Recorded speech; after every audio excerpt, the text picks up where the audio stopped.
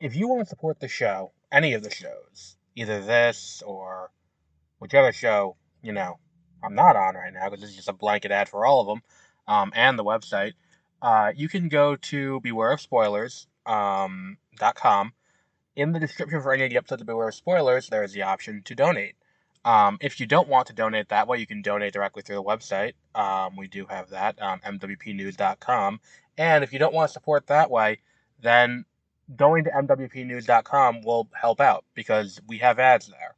We don't want to keep it, where there's a lot of ads. There's a few ads. But the point is we want to make it so that way, we can sustain this for the long term. If people donate, we're never going to paywall anything, I don't think, as of right now. But if people, start donating, we'll start doing cooler and cooler stuff. Like donations are how we get to cover stuff like Tribeca and other, film festivals. And, we may be able to bring on more people to help out. So if you want to help out the show and you want more content from us, by all means, even just going and giving us a 5-star rating on Spotify helps out a lot. But that's it. That's the only ad we'll have on the podcast ever. But here's whatever podcast you're going to be listening to.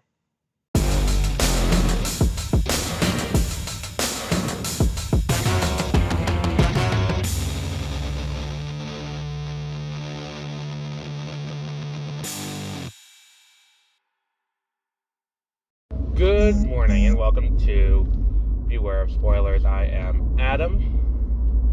We're here today to talk about the first 2 episodes of The Acolyte, which debuted on Disney Plus last night at about 8 o'clock Eastern Time. And I enjoyed the show, for the most part. I think that I'm more high on this coming off of this pilot and second episode than I was on Andor after its first 2 or 3 episodes. Basic plot is you have this woman who's going around killing Jedi Masters, and she goes off and so she kills a Jedi Master. Unfortunately, she has a twin who was a former Padawan who did not make knighthood, and this Jedi, what's it called? This Padawan is the one who gets gets picked to be, she's the one who is accused of the crime because their masters the first one, the master who was associated with her. And I think that if there's one thing about this show that I'm not super on board with, it's the dialogue at times. I'm not saying the dialogue is bad. My voice did something there. Wow. I'm saying that the dialogue is, I don't want to say anachronistic, but I think that's the wrong word. Anachronistic very specifically refers to, well, no, I guess so, because anachronistic would be something that takes place outside of the time. And there's a conversation at one point in the first episode where they're talking about, so why are you doing this? Because her job is to go out on the outside of ships and do repairs the way that an astromech would. And they're like, well, the Republic banned that. Why are you doing that? And she's like, well, it pays well, and a lot of the skills that the Jedi give you are not exactly transferable. And that whole thing, I'm like, it's funny, and I think it works for the most part. It just feels weird in a Star Wars show to talk about the job market and transferable skills. So that was something that caught me a little off guard, kind of. I was like, not great. I do like Daphne Keen's little Padawan, girl she's playing, where it's she's coming up with the plans and all of that. And I like the whole, this is, my thing with this is, and I think it's kind of my issue with a lot of the High Republic, is that it's trying to, this is very clearly the end of the High Republic, so we're getting close to the design aesthetics of the prequels and a lot of the political issues of the prequels. And I do think they're going to have to go into that. Because if we're at a point here where it's the Jedi already have major political enemies, who are the, that's a line at one point that Vernestra Rose says. she goes like, we have political enemies, and our political enemies will use the fact that we have, a Jedi who has gone rogue and is killing Jedi Masters, which is what they thought at the time. They will use that against us. I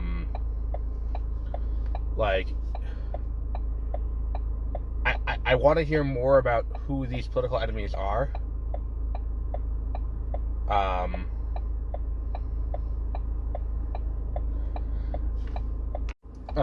So that's something that, like, it's just kind of one of those things that, like, this feels a little weird because it's like, we don't know what's going on. And, like, yeah, there is a broader kind of sense that the Jedi aren't quite as helpful because, again, this is in the same time period as Starlight Beacon. The Starlight Beacon disaster. Which was, for those who didn't read the books, this was a space station that was put on the edge of the Outer Rim as the Republic was trying to unify the Outer Rim. Because there was, in this period, the Outer Rim is still very unruly, and they're trying to bring the Outer Rim into Republic control in a major way. And to have that with, okay, so how do we handle that? They build this thing, like, this is going to be a monument to intergalactic cooperation. We're going to have, like, a zoo of all the different, species and fauna and flora of the, of the Outer Rim, and you can come and visit, and it's like a visitor center. Like, and, the Nihil are not happy about it, because the Nihil thrive on the anarchy that is the Outer Rim at the time, and they're just like, well, we don't want this. So they're doing everything in their power to keep the Jedi from unifying the galaxy under the Republic, which is what the Chancellor wants. The feeling I have right now is that I'm going to end up enjoying this show by the time it ends its run more than Ahsoka, more than Obi-Wan Kenobi, probably more than The Mandalorian, definitely more than Book of Boba Fett, but I don't think I'm going to like it as much as Andor. That's kind of how I feel about it right now. And I think, too, it's like the big reveal, I think, of the next few episodes is going to be that Manny Jacinto, the guy from The Good Place, is going to end up being, like, the Sith Lord, I think. That said, like, there's a moment in the first episode that I watched and I'm like, God damn, like, that is so, built up as a Marchion Ro type thing. And it's at the very end where it's like, and I know it can't be Marchion Ro, because that's my thing is, they're playing this who is this person thing. And I hope, we're not doing this thing again where it's like, who is this? And then the answer is underwhelming.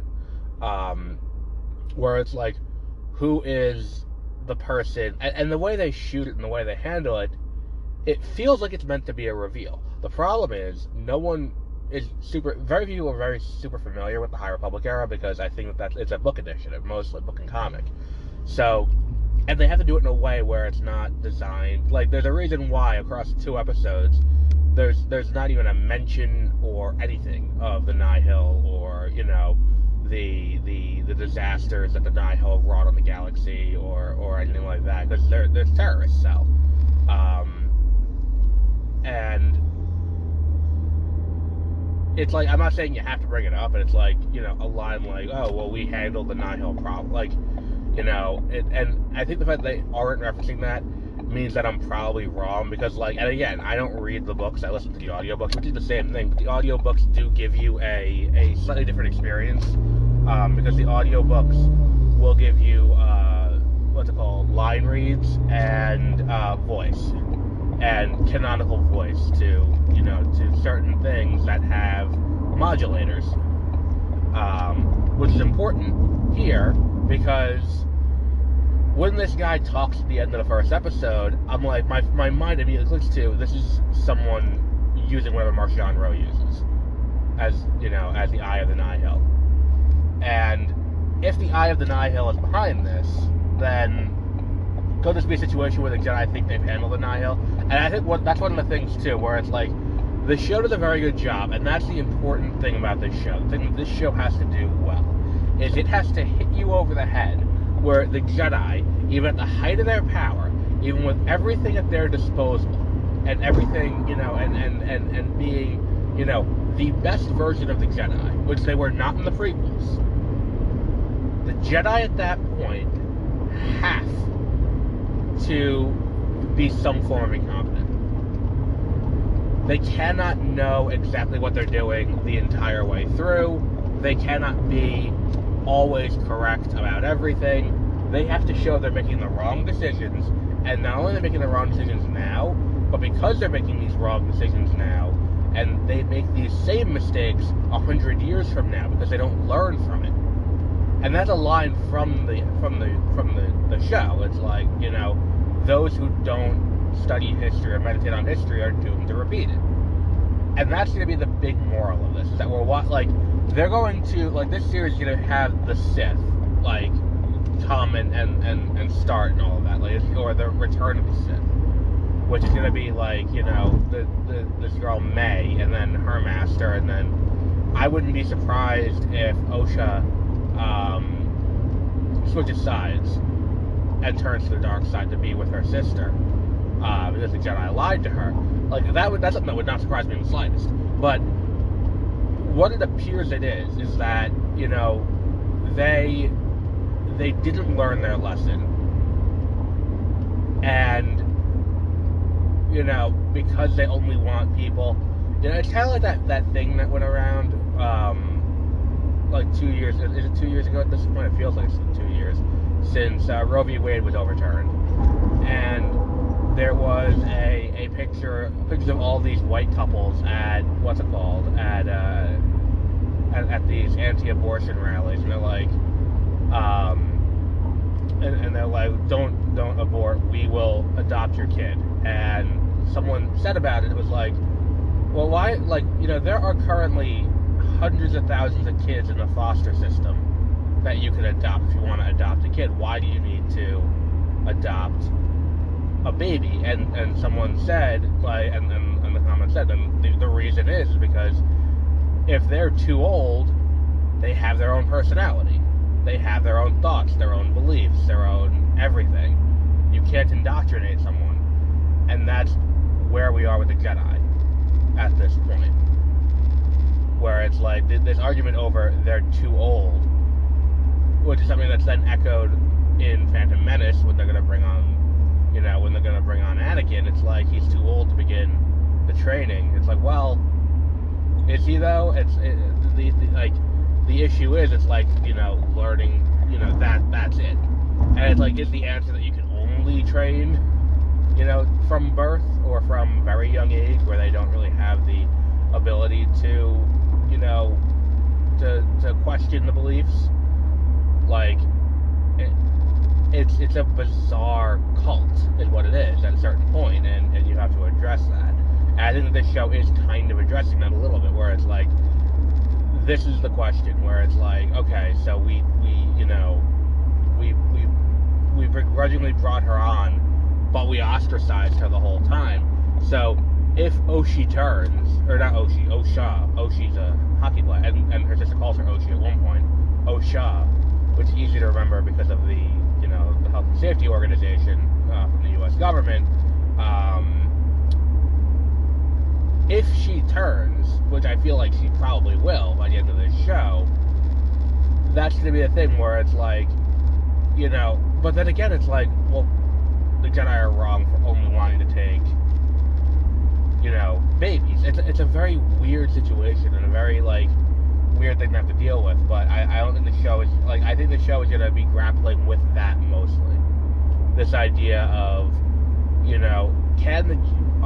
are the Jedi doomed to repeat themselves over and over again? And I think to an extent the answer is, I don't want to say yes, but I think to an extent the answer is, yeah, I think that is what the show is going to prove, is that it's like, look, the Jedi don't learn from them. It's about the Curb Your Enthusiasm finale. You don't learn from your mistakes, and that's why this is happening the way it is. But yeah, I'm looking forward to it. like, I'm enjoying this show in a way that I didn't really enjoy anything since Andor. Any Star Wars show since Andor. So it's a good place to be in, I think. It's a good problem to have. And I think that, you know, the guy who's helping her kill the Jedi definitely has to be the Sith Lord. With the modulator that's standing just out of reach. If you consider it, like, that's probably what we have. And I think it's like, this is just some guy.